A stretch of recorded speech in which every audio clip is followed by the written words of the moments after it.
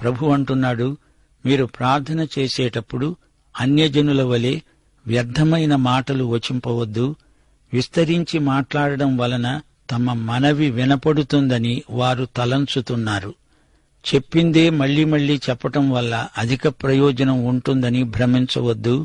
మంత్రంలాగా జపించి తపస్సు చేయడం వల్ల ఎక్కువ ఒరిగేదేమీ ఉండదు.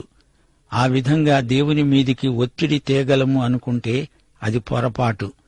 అన్య విధానాలను ప్రయోగించకండి, అవి నాకిష్టం లేదు అంటున్నాడు ప్రభు.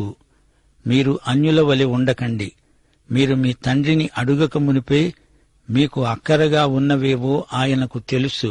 ప్రార్థన ఎంత దీర్ఘం అని కాదు, అందులోని యథార్థత ఎంత అని దేవుడు చూస్తున్నాడు. నీ గది తలుపులు మూసెయ్యి, ఏకాంత ప్రార్థన చెయ్యి.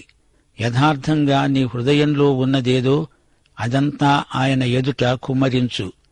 దేవునికి నీకు మధ్య జరిగే వ్యక్తిగత సంభాషణే ప్రార్థన. వ్యర్థమైన మాటలు, పడికట్టు మాటలు, నేర్చుకున్న చిలక పలుకులు వల్లించవద్దు. మనకేమి కావాలో ఆయనకు తెలుసు. అయినా ఆయన మనల్ని అడగమంటున్నాడు గనుక మనం అడగాలి.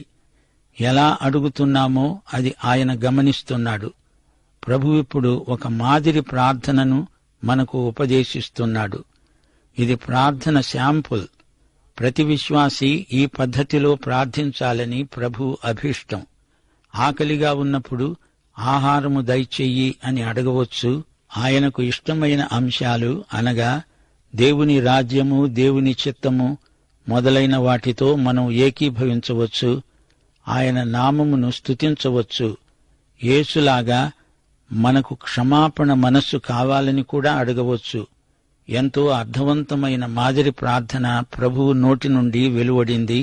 దేవునికి స్తోత్రం. మత్తయి సువార్త 6వ అధ్యాయం 9వ వచనం నుంచి మాదిరి ప్రార్థన ఉంది. పరలోకమందున్న మా తండ్రి, నీ నామము పరిశుద్ధపరచబడునుగాక, నీ రాజ్యము వచ్చునుగాక, నీ చిత్తము పరలోకమందు నెరవేరుతున్నట్లు భూమియందు నెరవేరునుగాక. మా అనుదినాహారము నేడు మాకు దయచెయ్యి. మా రుణస్థులను మేము క్షమించి ఉన్న ప్రకారము మా రుణములు క్షమించు.